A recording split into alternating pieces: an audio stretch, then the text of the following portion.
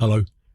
Welcome back to the channel, and this is the channel where we give you reviews, don't do unboxings, might do a few playthroughs if you're good boys and girls. But today we are going to be talking about a Dudes on the Map game that has just been reprinted. We are going to be talking about Cyclades, or maybe it's pronounced Cyclades or Cyclades or whatever the fuck you want to call it. We're talking about the retail version of the Legendary Edition of this game, and in this game you will be bidding on the favour of the gods, you'll be activating the gods, you'll be sending your troops out to do over your opponents with the aid of some mythological creatures that will allow you to build 3 metropolises that will hopefully allow you to win the game. So in this video, I'm going to be giving you a very brief overview of the rules, be telling you what we do like, what we don't like. Then we'll come back and we'll tell you whether or not Cyclades or Cyclades or Cyclades, the Legendary Retail Edition, is worth your time and bother today and in the future. So remember, if you're new here, then please consider subscribing to this channel, hit the like button, all that YouTube bullshit.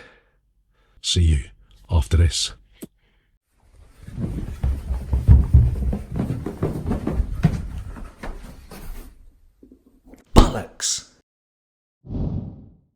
So Cyclades Legendary Edition is a brand new reprint of a 2007 game by Bruno Cafala and I always forget his name, Ludovic Maublanc, right? This is an area control game largely. Beginning of the game, you're going to choose a colour of your faction. You'll take 5 gold pieces and you'll put them behind your player board, yeah? In this new Legendary Edition, rather than have a one-piece board, you'll have a modular board, and depending on the number of players, you'll choose a number of tiles randomly and you'll put them together either in the way that the rulebook tells you to in your first game, or you could just basically just chuck them out on the table any which way you want, right? So the game begins with a Catan style placement. You'll randomly determine the starting turn order, and the first player will then choose 2 unoccupied land areas and place a control token of their colour in each one of them, right? And then what they'll do, they place a fleet in an adjacent sea space to their control areas, right? And then once everyone's done that, you'll go in reverse turn order. You'll select a 3rd unoccupied land area. You put a fleet in an adjacent space to that one, and then you'll take 3 troops. You can distribute them where your control tokens are, any which way you like, right? So this game is divided into cycles, yeah? The way that you win the game is that you have to be in control of 3 metropolises at the end of a cycle, yeah? So the first thing you're going to do is you're going to prepare for the next cycle, yeah? If anyone has recruited a hero, then you'll draw new ones to fill out the gaps. If a creature card is on the 2 gold piece spot, you'll chuck it away and then you'll slide everything down and you'll replace it. Otherwise, you'll slide everything down and you'll replace the empty spots, right? And then you'll place out the gods. In the first turn, you'll do it randomly. Depending on how many players there are you're playing with, certain gods will be placed face down. They'll be inaccessible for the current round, but Apollo will always be there to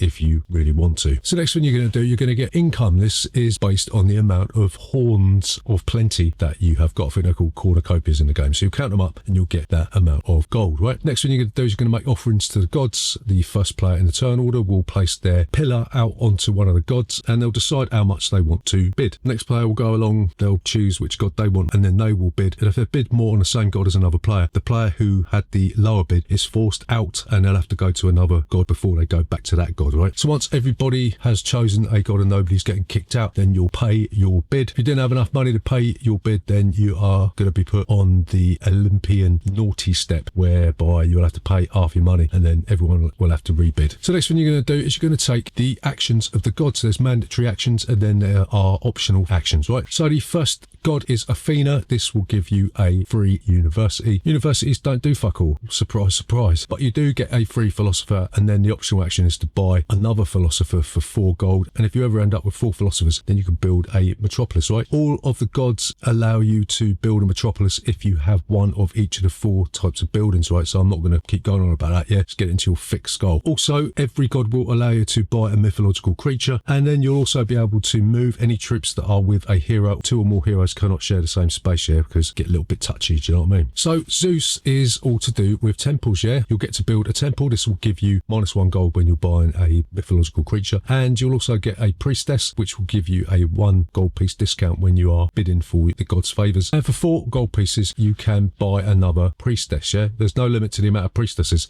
you can have. Also, Zeus allows you to peek at the first card of the creature deck, and if you like the look of it, you can pay a gold and you can play it, right? So Poseidon allows you to build a port. Ports will give you +1 attack strength in sea battles, yeah? Sea battle occurs when there are 2 opposing ships in the same space space. The way that Sea Battle works is each ship will give you 1 attack strength, port will give you +1, and you'll both roll the dice. You'll add that to your attack strength, and then the player with the highest attack strength will destroy an opponent's meeple. If it's a tie, then the defender gets a chance to retreat, and if they don't want to retreat, the attacker can retreat, and if they don't want to retreat, you'll have another round of combat, and then you'll keep going until somebody has got fucked up and doesn't want to get off the ground. Yeah, no putting a boot in, right? You can also recruit fleets for a certain amount of gold pieces, and you can also move fleets as well. So next god that you can bid on is Ares. Ares is the god of war, as we all know. You could build a fortress. This will give you +1 in land battles. Land battles act almost exactly the same as a sea battle, right? You can recruit a troop for free, and you can buy extra troops for a certain amount of dosh, and you can move your troops and your heroes for 1 coin per space, right? So Ares is a good way to bolster your forces. If you want to move over water, you've got to have bottom at boat face in a sea space so you can cross over, right? Because troops, they can't swim because they're fucking stupid. So the next god is Hera. She allows you to build any type of basic building you like, yeah? She'll also allow you to get hold of mercenary troops, which act as normal troops, yeah? You can buy additional mercenary troops, and you can also, for 4 gold pieces, buy a hero. Heroes have 2 special abilities. They have a standard special ability that's pretty standard, and then if you sacrifice them, they will do something that more often than not will allow you to build a metropolis, yeah? So this is an outstanding addition. And then the final thing that you can do is you can go to Apollo. You get 2 gold pieces. You also get 2 cornucopias that will give you a gold piece each in their income. The only caveat with that is that you've got to put 1 on land and 1 in a water space that you control, yeah? So you'll keep doing this until 1 player is in control of 3 metropolises at the end of a cycle, and then if that happens, then that player is the winner of Cyclades Legendary Edition. So what do we like?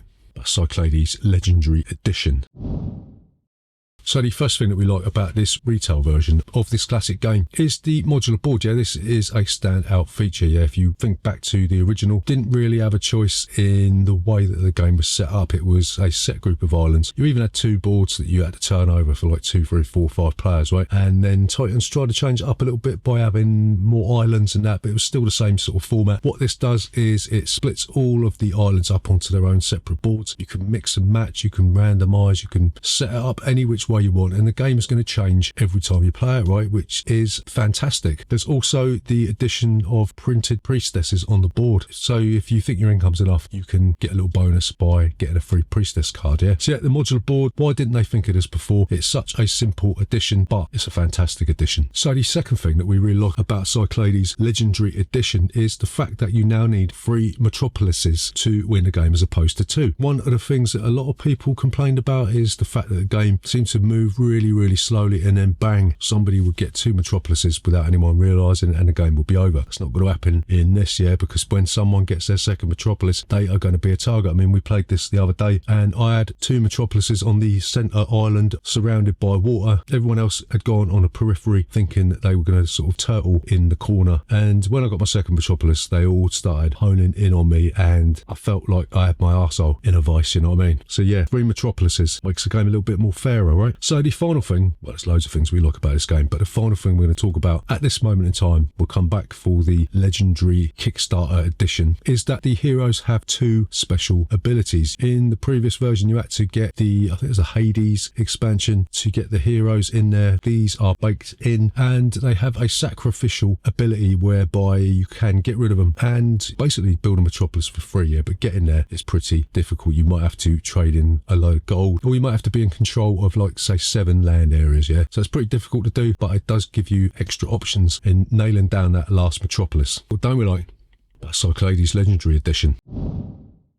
So the first thing that we don't like about this is that the box insert has this bizarre lid type thing that doesn't shut, yeah? So when you're trying to get the stuff out of and into the box, trying to shovel a load of gold into the gold compartment of the box, the lid just sort of wants to fall down on its own. Very difficult to sort of poke one finger into the hole and lift the lid. It's just a pain in the arse, yeah? Could have been done a lot better than that. I know it's picky, still a pain in the backside. So the second thing that we don't like about Cyclades Legendary Edition edition is that the use of meeples and standees is a little bit of a disappointment in this retail edition. If you think back to the original MetaGo version, they had different sculpts for all the different coloured factions. In this, you get these sort of, okay, they're nice meeples, yeah, but they're faceless. They've got no character, and they're just a little bit boring, yeah. Plus the standees, I mean, in the original, you had these really nice miniatures, which had a nice presence on the board, yeah. With this, you get these two-dimensional standees that don't look that good, and that's a bit of a disappointment for the people that are going to buy this retail version. So the final thing that we don't like about Cyclades Legendary Edition is that the 2D buildings can make the board just look really messy and untidy and sort of hard to see everything, especially in the latter stages of the game when there's lots going on the board, yeah. It's very easy to forget what type of buildings you've got on the board, so when you're having a land battle, you might forget that you've got a fort in that area, yeah, because there's just so much crap going on the board. I know that the Kickstarter version does have 3D printed buildings, so that will alleviate this issue, but I never really liked two-dimensional tiles in games, especially when there's lots of different colours and lots of stuff going on, you know. So to summarise, is Cyclades Legendary Edition worth your time and bother today and in the future?